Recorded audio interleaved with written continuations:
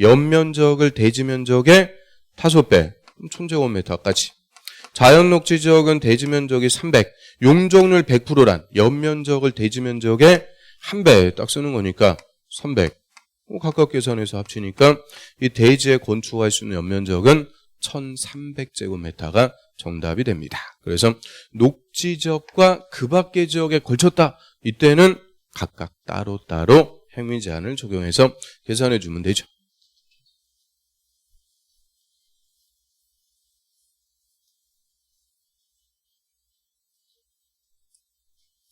그 다음 8번 볼게요.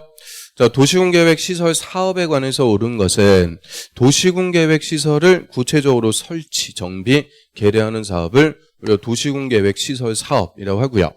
자, 1번에 시도지사가 관할구역의 시설 사업을 시행하는 것이 원칙이다. 자, 그럼 시설 사업은 원칙적으로 누가 시행해야 돼요?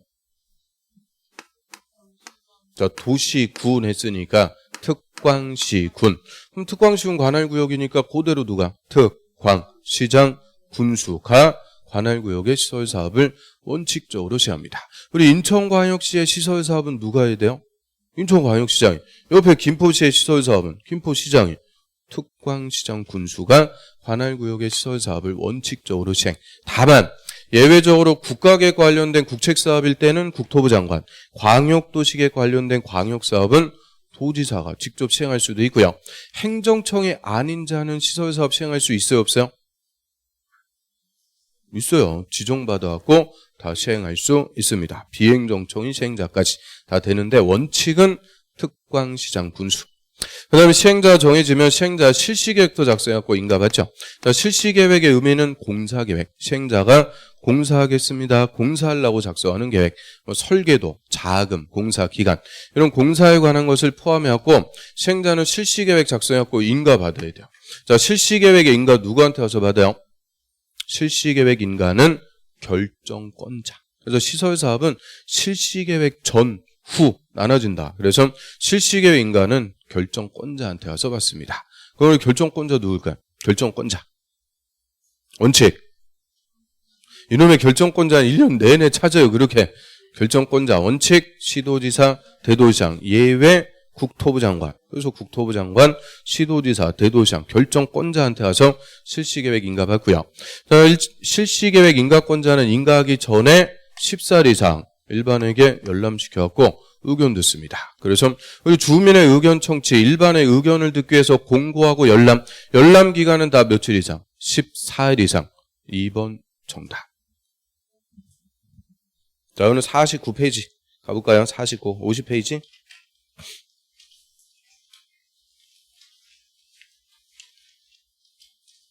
자, 50페이지하고 중간에 실시계획의 인가, 결정권자한테 인가 받고요. 그 옆 페이지 가보세요. 51페이지 맨 위에 공고하고 열람. 그 인가권자가 실시계획 인가하기 전에 관계소료 공고하고 14일 이상 열람시켜갖고 이해관계인 의견 다 듣습니다. 그래서 주민이나 이해관계인 의견 듣기 위해서 열람시키면 다 14일. 그런데 딱 한 개만 30일 이상 공고하고 열람시켜주는 게 있죠. 주민의 의견 듣기 위해서 30일 이상 공람. 뭐만? 정비계획만 30일 이상 공람. 나머지는 주민이나 이해관계인 의견 듣기 위해서 공람시킨다. 다 며칠? 14일. 14일 이상. 2번 정답. 그럼 3번 도시군관리계획 결정고시가 있으면 공치법에 의한 사업인정고시가 있는 걸로 본다. 사업인정고시 의제해주는 시점 또 물어봤네요. 그러면 우리 시설사업의 시행자는 사업에 필요한 토지 등을 수용할 수가 있고요. 수용할 때 절차는 공치법을 준용합니다. 우리 공치법 정확한 이름 뭐예요? 눈치챘어요? 네. 공익사업을 위한 토지 등의 취득 및 보상에 관한 법률. 공치법을 준용하되 공치법의 특례를 줘요. 우리 공치법에서는 공익사업으로 인정고시를 받아야 수용할 수가 있는데 따로 공익사업 인정받을 필요가 없이 그냥 사업인정고시 받은 걸로 봐서 바로 시행자가 수용할 수 있도록 해주죠. 그럼 시설사업에서는 도시군관리계획 결정고시가 아니고 실시계획의 고시. 실시계획의 고시가 있으면 사업인정고시가 있는 걸로 봐서 바로 시행자는 수용할 수 있다. 그래서 시설사업에서는 실시계획의 고시. 개발사업은요? 세목고시. 이거 이따 뒤에 나오죠? 세목고시. 맞췄어요? 그 다음에 정비사업은 뭐라고요? 항상 뒤에 말을 흘려요. 사업 시행계획 인가고시입니다. 사업 시행계획 인가고시. 시실, 개세, 정사. 그 다음에 재결 신청 1년 내 한다면 무조건 틀려요. 재결 신청은 항상 언제까지 연장? 사업 시행기간 내 사업 끝날 때까지 재결 신청해서 수용할 수 있게끔 재결 신청은 1년 내 한다면 무조건 틀리죠. 그 다음 5번 시설사업을 완료했으면 국토부 장관에게 준공 검사 받아야 된다.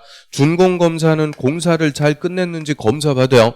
그럼 공사계획, 실시계획 인가 받은 대로 공사했는지 검사합니다. 그래서 원칙적인 실시계획 인가권자 시도지사, 대도시장, 국토부 장관이 아니고 시도지사, 대도시장에게 준공 검사 받고요. 시도지사, 대도시장이 검사한 결과 실시계획대로 잘 공사가 끝났으면은 공사 완료 공고. 그러면 시설 사업이 다 끝나게 되죠.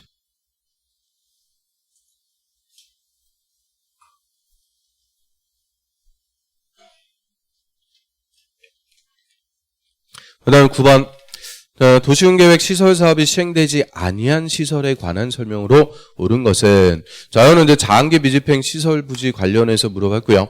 자, 1번에 건물이 있는 토지의 지목이 대가 아니래도 법령에서 정한 기간 내 사업이 시행되지 않으면 매수 청구할 수 있다. 장기 미집행 시설 부지 매수 청구. 일단 법령에서 정한 기간 몇 년? 10년. 10년 내 사업 안 하고 있을 때 그럼 10년 내 사업을 했는지 안 했는지 기준점은 뭐예요? 사업 시행 여부의 기준.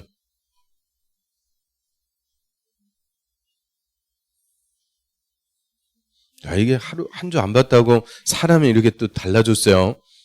자, 그래서 좀 전에 봤던 실시계획의 인가, 실시계획 인가가 있으면 사업을 시행한 걸로 보는 거죠. 그래서 사업 시행 여부는 실시계획의 인가. 그러면 10년 내 사업 안 하고 있을 때 이때 시설부지에서 과도하게 재산권의 제한을 받는 온리 누구만? 지목이 대인 토지 소유자만 내 땅을 사줘라. 매수 청구라는 걸 알 수가 있고요. 대가 아니래도 틀렸어요. 온리 지목이 대인 토지 소유자만. 그 다음에 토지에 건물이 있어요. 건물은 매수 청구할 수 있다 없다? 있어요. 그건 또 예리하게 알고 있네요. 건물, 정착물 있으면 다 포함.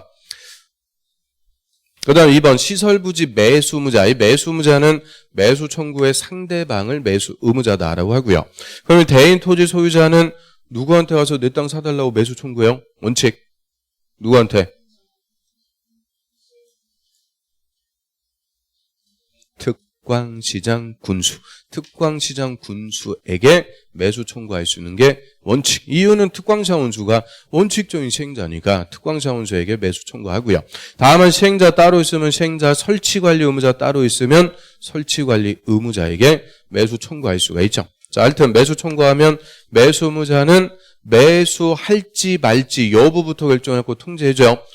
몇 개월 내? 6개월 내 매수 여부 결정해서 통지. 매수하기로 결정해서 통지했으면 다시 2년 내 매수를 해줘야 된다. 하여튼 이 매수 청구 단독으로 물어봤다.